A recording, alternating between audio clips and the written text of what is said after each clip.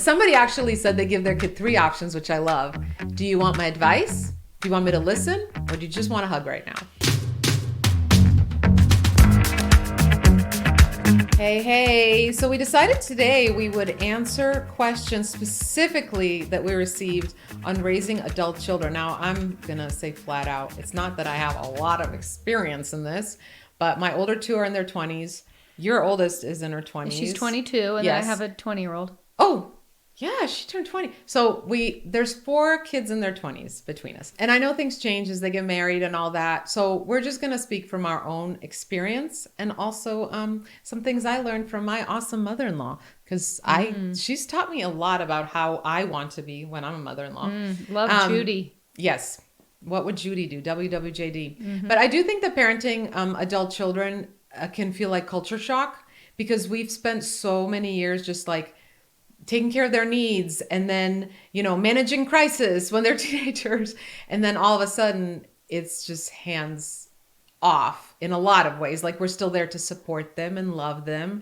And it happens kind of suddenly. Like you turn 18 and, well, I'm an adult now, Mom. Which, by the way, we made a video about this where I talked about whoever decided that 18 is an adult, like what were they smoking, right? Because that prefrontal cortex, a very, very important part of our brain, is not done developing till like mid-20s. That explains a lot of the decision I made in my early 20s. Right. But still, let's just start immediately with the voicemail we got. Okay, we got a voicemail. Did you know that you can ask Christina your question? And you can call 855-912-4175. Leave a quick question, and Christina might answer it on a podcast. And we're not doing it live, so you don't have to get nervous. You'll be on live. You leave a voicemail and then we might play it during a podcast. Go ahead. Exactly. Sorry. All right, here it is. Hi, my name is Lisa.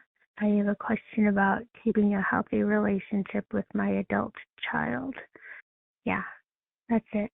Thank you. I do too. I have the same question. It's very general, so I don't know if there's something specific going on.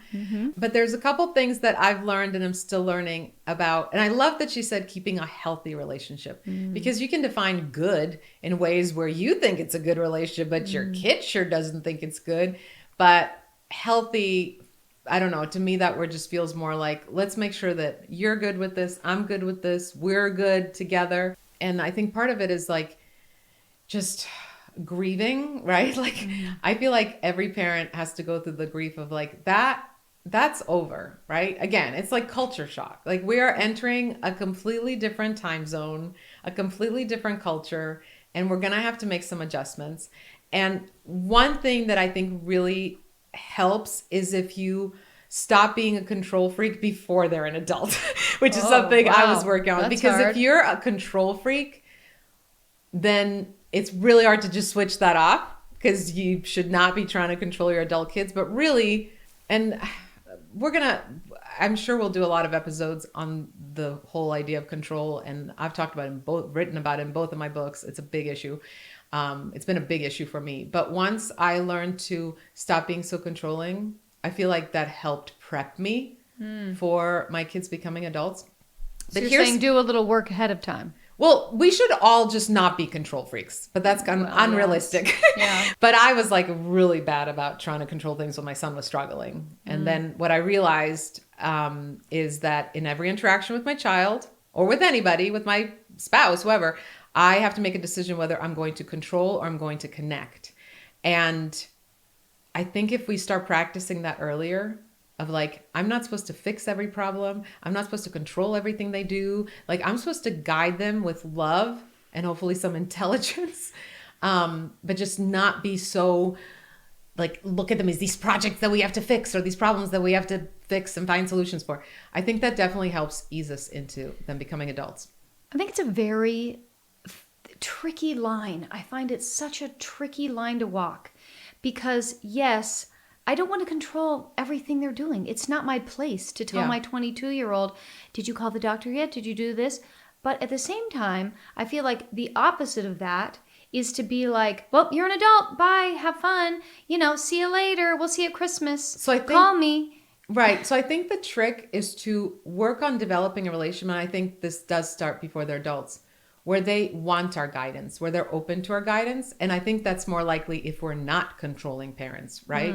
If we're not controlling, they're less likely to be annoyed if we say, hey, let me know if you need my help. Like, coming up with a schedule. Like sometimes I forget my own appointments and things. So like, if you want my help, or hey, come over and let's have like, dessert together and both write down all the stuff we have to do in the next month and just make it like a fun calendar thing. I don't know. Like, your kid, if your kid is super creative and into arts and crafts, do a night where you spend with your adult kid, where you spend a thing like writing down all the things that have coming up and you're writing down your own. And now it doesn't feel controlled. Like there's ways to be creative and to guide them without being controlling, right? What nobody wants is a mother who's calling, did you make the appointment? Did you go? Did you go? Right? It's Right. just, I feel like sometimes it's just the way we verbalize it. But one of the things I realized that creates a healthy relationship with an adult child is, so in my first book, I wrote how, and I don't remember where I heard this term because I didn't come up with it, how being married to my husband, how he made me feel both held and free. And it's one of the things that I think makes our marriage so healthy. Held in the sense that he really supports me and loves me, and he's a safe place for me to fall. And, my nervous system is like so in such a good place when I'm with him. And right, I feel held, I feel supported, but I feel free in the sense that he's not controlling me in any way, that he encourages my authenticity, that he loves my weirdness, that if I have a dream or a hobby I want to pursue, he will be my biggest cheerleader for me to go be free in that and fly in that and pursue that, right? And so as my kids became adults, I realized that is actually a great formula also for an adult-child relationship, for them to feel with us that they are held and free. And held, again, supported, guided. If you need me, I'm here. I love you. I am your safe place. You call me at 3 a.m. I will show up, right? But free in the sense of you are going to make your own decisions. Yeah. I'm not always going to love all the decisions you make. That's not something I need to say to my kid. That's just right here in my head. That's something I say to my friends, right? You're going to make the decisions you're going to make. You're going to make the mistakes you're going to make. You're going to do some really stupid things. Guess what? I did too. You did too. You did too. Yeah. Will? Nope. He's lying. He did too. Don't you hide behind that camera like you don't have your own stuff. We should do an interview with Will one day. Right. Oh, that'd be interesting. So let them be free to pick their own path. And even if it's the wrong path, like really, let's be honest, it's not like you're going to call them and say, hey, I don't think you should make that decision. They'll go, okay, mom, I won't. Like that doesn't happen. They're still going to do it, right?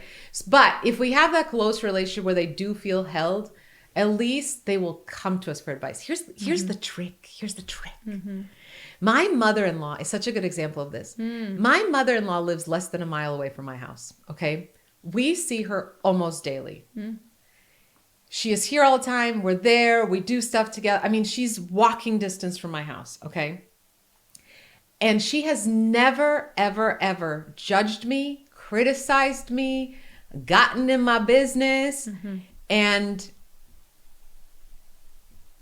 I'm telling you, I am sure she has thoughts of, I wouldn't do it the way Christina did. I'm 100% sure that she has had those thoughts because I parent differently than her. I do. I know the way she parented. I've heard it from my husband. I've heard it from her. And he's a great guy. He's a great guy. I make different parenting decisions that she made. I also live in a house that is rarely clean. I am a mess, okay? This, if you can see, if you're watching us on YouTube, this table is the only surface in my house right now that has very few things on it. Her house is so clean, like as if she lives with a professional cleaner person that's like moving every item exactly where it should be and dusting everything every 3 minutes. Okay. She runs her home completely differently. She parented completely differently. She has a different personality than me. She has never criticized or judged me. Guess what that has done? That is the reason. Who do I call? She's usually one of the first people I will call for advice. I go to her. And so if we build a relationship with our kids where we're not nagging and criticizing and telling them how to live their life and parent their kids, we're talking about adult children here, by the way, and how to parent their children and how to this and how to that, they're way more likely to actually call and ask for our guidance. That's where our power lies, right? Because we should not be calling them and bugging them and blah, blah. But if they come ask for advice, then yeah, we can offer it. And she always offers it in a really kind way. And she's really, really, I noticed this because I've been kind of taking mental notes for when my kids get married. And my son has been with his girlfriend for 5 years. So sometimes even stuff with her, because she's around a lot, I implement, even though they're not married, I'm like, oh, I'm going to implement the way Judy would handle this. But what I notice is even when I ask her for advice, which she never gives unsolicited advice, when I ask her for advice, she will always add something either at the beginning or the end or both, like, well, first of all, you're amazing and you're doing such a good job with the kids and look how they turn out and blah, blah, blah, blah, blah. Now, if you want my advice, here's what I would do. But you know what? I am sure you'll make a great decision. So she always adds those compliments, that empowerment. But you know what? I take her advice and I seek her advice. So I think that's what we need to realize. Yes, of course, especially like if they're just 18, 19, 20, they're so young. Of course, they need some guidance. And yes, we should be there to guide them. But I think making them feel held and free, they're more likely to actually come to us. Does that make sense? Yes. And that's when we actually will be able to give our input. I also found that because I'm one of those people that loves just being like, oh my gosh, I know exactly what to do. Not that I think I know it all, but when it's something that I've actually been through, I'm like, I have a solution. I got a solution. So I get to do that on this podcast and get it all out. Great. All of my solutions so that I don't do it to my kids. No, but what I found is that first of all, and two things about this. One is, and I think this needs to start way before they're even adults. This could start when they're teenagers or even maybe even younger. When they come to you with a problem, and we've all heard this a million times, I didn't come up with this. Do you want my advice? Do you want my input? Or do you want me to just listen? That's really hard. That's really Because you really want to just give them your advice. Because we're brilliant, Kat. I know. We are so brilliant. That. Somebody actually said they give their kid 3 options, which I love. Do you want my advice? Do you want me to listen? Or do you just want a hug right now? Which I think is really that's good. Great too. But anyway, so I've learned to do that. And most of the time when I've done that, my kid will say, I just want you to listen. And if I'm capable of, and I've managed a few times, believe it or not, to actually shut my mouth and not interrupt and not give advice and just listen, even though you know that feeling, everything inside me is like, no, but I have something to say. Oh my gosh, it's so good. It's so good. It'll be helpful. I really want to say it. If I shut that down and I don't do that, what happens, and I just listen, what happens is most of the time, sometimes within a day, sometimes within 10 minutes, they'll actually come back and go, so what do you think? Right. They'll ask advice because they first felt respected. Yeah. So that's really powerful. But so that's part one of that. But part two is what I started doing, even when they ask for my advice. If they say, no, I want your advice, I will actually, instead of first giving them advice, I will say, well, what do you believe? What do you think is the next right step? What decision would make you the most proud? What do you believe? What do you think is the next right step? What decision would make you the most proud? And now, instead of just, again, jumping and being a fixer, I'm helping them process it, which is really what we should be doing, right? Because we're not going to be around forever. And we want our kids to be able to deal with some really complicated things. And as sad as it is, our goal as parents is to raise kids that eventually don't need us. Right. I mean, I know it's so sad. I want them to need me. But that's our goal, right? To raise a child, a healthy child, who is eventually not going to need us. Right. And so what a beautiful gift we can give them when we teach them to process instead of giving them advice. Even when they ask for advice, you can give it later. But first asking them, well, what do you think is the next right step? What decision would make you the most proud? And I find that they really then start thinking it through on a deeper level than maybe they already have. And then a lot of times they actually end up coming to a conclusion that I would have, an advice that I would have given them. So I think that's probably the biggest challenge. I think one of the things I've struggled with is I think for a long time I was afraid to give my adult children advice.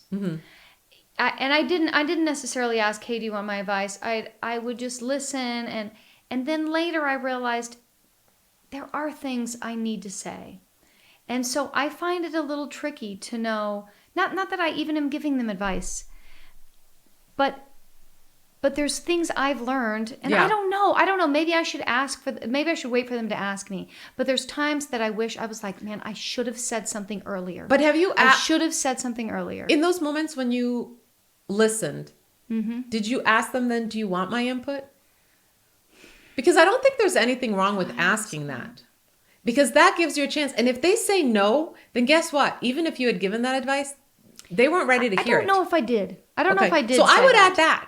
I think that's true. Like if I have something maybe that I think should be said, I should ask. Yeah, and I'm going to tell you something. My mother-in-law has said that to me. It's very rare in the 17 years I've known her. It's been very rare because again, I'm not a 20-year-old, right? So it's different. It is.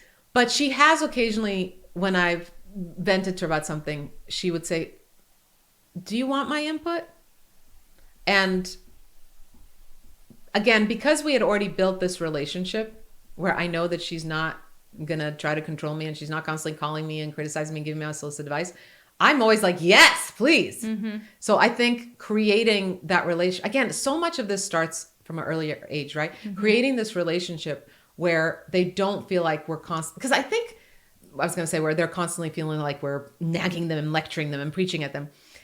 Because I think a lot of the thing about those young adults, they want to feel smart and they want to feel independent, but there's a part of them still knows that they know deep down inside they're not ready to be completely independent, and they know they're not ready to face some really hard challenges. I am in my mid-late 40s. I don't know what it's considered anymore. And I'm not ready to face, certain challenge. Like I'm still struggle, but they want so badly to prove to the world and to prove to their parents that they can do it on their own. And so what happens is when we go at them with the control and the lecturing, I think it sort of makes them feel like, oh, I must be stupid. And then they shut down and then they don't want our advice. Instead of feeling like, yeah, I want to learn. And I think also that's another thing, right? We model for our children. Like, I think it's important for us to model like, hey, I have no idea what I'm doing. So I ask for advice. I call for it. Like, I think our kids need to hear us say that we seek advice, that we need advice. I tell my kids all the time, oh my gosh, my mom or my mother-in-law, your grandma, whoever gave me such great advice today. Like, I think it's good for them to hear that we need to perpetually forever be students. And I do feel like I do say to my kids a lot, like, I'm not sure if I'm doing this right or I'm saying this right, or I didn't say that right. I'm still learning. I'm still learning how to be the parent of an adult, and I'm still their parent. Yes. I will be their parent until I die. They could be 80 and I'm 100 and I'll still be learning. Their parent, and I'll still have to keep learning. Yeah, that's exactly. Right. Exactly. And what a beautiful gift we give to our kids when we teach them that you don't have to have all the answers. I don't even have all the answers. Right. I think like the parents that annoy me the most, honestly, are the parents that pretend they know it all. And they want their kids to like see them as these gods that have all the answers. You don't. Let's not pretend. You don't. You're clueless. Close. I'm clueless. We're all clueless. It doesn't make us bad parents. It just makes us humans. Okay, let's go to another question. Okay, we have some more questions. Someone online said, is it really possible to be close to your kids and their spouses without trying to guide or correct them? I have much more life experience than they do and a lot of good advice to give them, which I totally understand that. Okay, so I sort of answered this with my mother-in-law, the way she approaches it. But because this person specifically said, and their spouses, right? I want to share one more thing that my mother-in-law said to me that I think it's just so simple yet brilliant. So I asked her one day, how do you do it? Like, we live so close together to each other, and you come over all the time, and you see my life all the time. And I hear from so many of my friends who have parents or in-laws or whoever who are constantly like giving them unsolicited advice or sometimes criticizing them even or whatever. How do you do it? Like, how do you just not say something to me when I do things differently, or when you see me doing something and you're like, there's an easier way to do this or whatever? Like, how do you keep your mouth shut? How do you do it? And you know what she said? What? She goes, Christina, that sounds exhausting. why? She's like, I spent years raising 3 crazy boys. Why in the world now that they're adults, they have their own families, their own wives, whatever. Why in the world would I choose? I'm finally free. I get to be grandma and enjoy being a grandma. Why would I exhaust myself? There's nothing that sounds more exhausting to me than butting into somebody else's business. I can be sitting on my couch enjoying another episode of the Golden Girls, or I can be sitting on my couch obsessing over what you're doing and what my other daughter-in-law is doing and the decisions you're making and how you're parenting and blah, blah, blah, and then stressing about it and thinking about how I would have done it differently and you're doing. That sounds exhausting. And it is. And I thought, this is like the simplest, yet most brilliant answer. Why are people choosing to exhaust themselves? Being a judgmental, critical human, constantly offering unsolicited advice, that is exhausting. It doesn't make you happy. No. So I love that her answer. I thought it was going to be like this. That is a great answer. You know, I don't know, some like profound, deep thing. And it actually was, but it was so simple. It's just exhausting. Yeah. And, you know, I don't know if you remember, I think you were there when I was on tour and we did a Q&A and somebody asked about, I really want to give my daughter-in-law advice, but she doesn't want to listen. Do you remember this? Yes. And I said to her, I don't remember exactly. I think we have a video of it too. But I said to her something like, okay, listen. And her name was Jenny. I still remember because I was like, Jenny, Jenny. Because she was very like the way she wrote that question was very much like, I have a lot to say. And she's not listening to me. She's not listening. Yes. My daughter-in-law's not listening to all my brilliant advice. And I was like, okay, listen, Jenny. I said, you've done your job. You were a parent. Why don't you now trust that you were such a great parent that you raised your son to choose somebody who will raise your grandkids in a way that they feel is good. Even if it's different, different doesn't mean bad. Even if it's different than what you would have done or how you did it. You were such a great parent and you did such a good job with your child that they must have made a great choice in a spouse, right? Because that's the thing. Like when we come from a place of constantly wanting to give unsolicited advice or like, I know better and I'm going to tell my daughter-in-law, whoever, how to do stuff. It's really a sense of like pride and ego of like, I think I'm perfect and I know it all. Well, if you're so perfect and if you're such a perfect parent, then obviously you raised your son to pick a perfect wife. So you got nothing to complain about. So maybe let's just zip it. Yeah, right. That's funny. So anyway, I just feel like we should all decide that we don't want to add more exhaustion to our life. I love that. Live like Judy. And I know I keep repeating myself, but the reason I go to her for guidance, if you want your child or your in-law child to go to you for guidance, the reason I go to her is because I've never, ever felt judged by her or criticized by her. Okay, here's another question, which I feel this. My adult daughter has brought up some things that I did during her childhood that she says hurt her, and I'm not sure how to respond. I immediately get defensive. I know I wasn't a perfect mom, but no one is. Okay, this is such a common thing. I feel like I'm seeing a lot of videos on social media of kids trying to talk to their parents, adult children, trying to talk to their parents about something that happened in their childhood that don't like how the parent handled. And the parent immediately just gets defensive or says, this is one that really irks me, by the way. And I hope I never say it. I've definitely said really stupid things. Can we eliminate out of our vocabulary, after all I've done for you, after all we did for you, and you're so ungrateful? Our children did not choose to be born. Okay? Our children did not choose to be on this earth. We chose to have our children. So I don't think we have a right to go, they need to just live perpetually grateful at all times for everything, no matter what we did wrong, because man, I sacrificed. I was pregnant and then I fed them and then I made sure they had a bed well, you chose to be a parent. So we have to first eliminate that because I don't think that's fair to our kids, right? Yes, we hope our kids will be grateful for the sacrifice we made, but I don't think they owe it. I don't think our kids owe us things like that. And again, if you have a healthy relationship with your child, they'll be very grateful for all of that. Hopefully you will never have to or even think to say, after all I've done for you, So that's never helpful. But here's what I'm going to say. Because I've definitely had these conversations with my older two kids, especially with Luca, because I did. And again, my second book is all basically every chapter is a list of things that I messed up and did wrong. I sort of came up with a formula. I don't even know if it's a formula, but it rhymes because I like things that I can remember easily with my perimenopause brain fog. So what I think is we got to focus on mending, not pretending, not defending, mending. What does that mean? First of all, we're going to listen to our child because our child is bringing this up. And it's obviously something that matters to them. And if you love your child and it matters to them, allow it to matter to you. Okay? And then we're not going to pretend, meaning we're not going to go, no, that's not true. That's not. If our child felt that, we are not going to just dismiss their feelings. We're going to validate their feelings. Okay? So we're not going to pretend. We're not going to be in denial. And we're not going to go into defensive mode of, we're not going to defend of, well, blah, blah, blah, and la, la, la, and la, la, la. We're going to mend. And the only thing that mending requires is curiosity and connection. So maybe it starts with it as simple when your child tells you, hey, the way you handled the situation when I was a kid really hurt me. If this is confusing to you, if you're like, what in the world are they talking about? I don't even know. All you have to say is, tell me more. 3 most powerful words you can say to your loved one. Tell me more.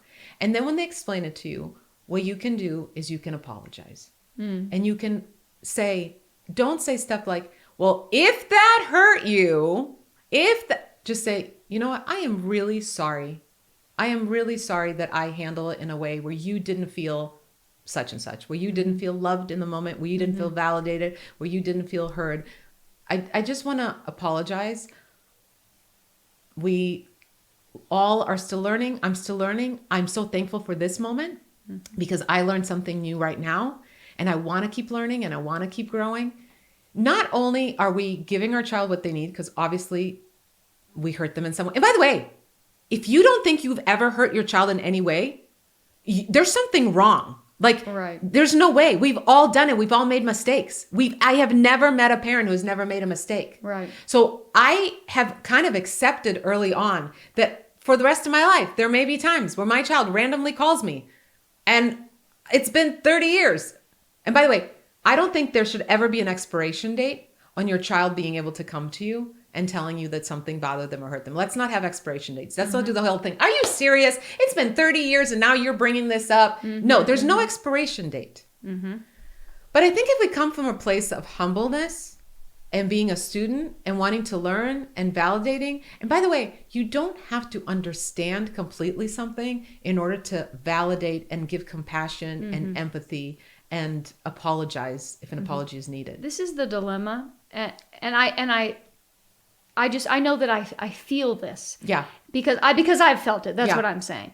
Is that our kid says something like that to us, you hurt me, and we just it's in our face. We get like we feel like we were a bad parent. Yes. We feel like everything we did was bad. We feel very insecure, and then we let that emotion come out. Yes. And we can't see what they're saying because that emotion and how we're feeling and how we feel attacked is clouding our vision. And you know what that's a sign of? Yeah. That we got some crap to work on ourselves. Yes. Because what that is our own ego and our own insecurity and us attaching our whole value and our whole identity to whatever is happening with our kid. That is cruel to us and unfair to them, right? So to me, when you feel that, right, when your adult child comes to you and tells you, hey, by the way, when I was 6 and I did this and then you handle this way, that really hurt me and it really affected me, blah, blah, blah, blah.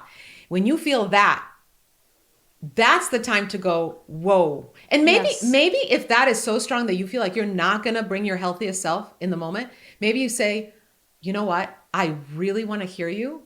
I need a moment. Can you just give me like 60 seconds? And then I want to have a full-blown conversation about this. And I guess what I'm saying is it's okay to pause, right? Yeah. And take that moment. And what I'm saying is that I think it's okay to expect that you might have this feeling or reaction. Yes. And then just thinking ahead of time, take a breath. It's not necessarily about me. It doesn't mean that I was the worst parent ever. Or maybe it is that I made a mistake. But that doesn't, mean I can't have a good relationship with my kid now. It goes back to the formula that I came up with after my divorce, right? When I was co-parenting, kids first, ego last. Because so much of that thing, again, that's why the whole mend, don't pretend, don't defend. Because we immediately go into either the pretending of like, what? Huh? No, I don't know what you're talking about. Or that's ridiculous. Yes. Or, well, let's say I could say this when my little kids were little. Well, I was a single mom, and do you know how much stress I had? And blah, blah, blah. This is not helpful. It's not helpful. All this is your own insecurities, your own ego, your own, issues that you should be talking with a therapist, through all that. That's what's coming up. So I think, sure, if you need, take a breath, remove yourself from the situation for 60 seconds and just tell yourself, this isn't about me. Will, can you hand me my phone real fast? Just for people that are just listening to this, they're not going to see it. But my screensaver on my phone says, I have a text from my husband. Hi, honey. Says, this isn't about me. And I first wrote it. I've had this for years, the same screensaver. That's all the screensaver says. Yes. So this isn't about me. And I first wrote it when my career started taking off. And I was so I've seen some people's career take off and they get a really big head and they think they're like the what. And I was like, oh my gosh, I never want that to happen. So I wrote it for that. And then my son started struggling with his mental health struggles. And so much of it was like, my anger was screaming, what does this say about you as a mother? And all my insecurities were showing up and my ego was getting in the way and all that stuff that happens, right? Especially during hard parenting moments. And I remember one day I picked up my phone to make a call or something and I read it and I was like, oh my gosh, this applies to this. And now with my adult children, this applies to this. This isn't about me. So when your child comes to you and they are, by the way, sometimes it's hard for a child to do that. Especially if you have a good relationship in general, because they don't want to hurt you, but there's this thing they're carrying. Don't you want them to share with you? Don't you want them to come to you? Would you really rather they suppress it? Like, I want my kids to be open. And so instead of thinking it as, oh my gosh, this is screaming that I'm a bad mother, why not instead look at it as, wow, what an opportunity for me to mend something. What an opportunity for me to bond even extra with my child right now. What an opportunity for me to get even closer with my child. And also, what an opportunity for me to model to them that all of us will make mistakes. And when they're parents someday, they will make mistakes. And we can own it and we can apologize and we can learn and we can grow. And it will only make our relationship stronger. So instead of looking at it as an attack, look at it as an opportunity to bond and grow. That right there is going to inspire you to go, oh my gosh, I want to have this conversation because I want to have an even better relationship with my kid. And especially I think like what you said, like model what one day they're going to be a parent too, and their kids are going to come and say things to them too because they're going to screw up. We make mistakes. Yes, people make mistakes. Yes, and to model for them now, how you can own it or whatever it is that you need to do. Yeah, I think this is Mend, big. not pretend. And you know what? I almost feel like, no, I don't almost feel like, I know that if your child is coming to you and saying, Mom, I want to talk to you about this thing that really hurt me when I was a kid or whatever, I would take that as a compliment. I really would. How great that your kid wants to come to you. So obviously they want to make things better, right? How many kids don't even want to have a conversation with their parent because they're done? That's a great way to look at it. Think of it as a compliment. It's a compliment that they want to be vulnerable with you. Yes. They want to talk to you. They want to mend things. Them coming to you is a sign of, I want us to be closer. I want to put this thing that I've been carrying behind us. Amazing. That's a compliment to you as a mother. What a great kid you raised that they want to be open with you. So think of it that way. I love that. Okay. I just want to send everyone love out there, especially in this episode specifically, if you are raising a kid who is just a newly adult, maybe you've been doing it forever and you've been struggling and it's hard. You know what? You're going to screw up. I'm going to screw up. We're all going to screw up. Let's mend, not pretend, not defend. And let's also make sure that our loved ones feel both held and free. If you need more support, immediate support, go to my app, Hope and Humor Daily. There's the chat section where you can chat and get an immediate response. And you can also find me on social media at Christina Kuzmich. And can you give one more time a phone number you can call on any topic and leave a voicemail? We cover various topics. It's 855-912-4175, and you can leave a voicemail. And have the best week ever. Go call your kid and just say, I just want to call and tell you that I love you. Or if they're struggling, just call them and say, how can I best support you today? All right, bye.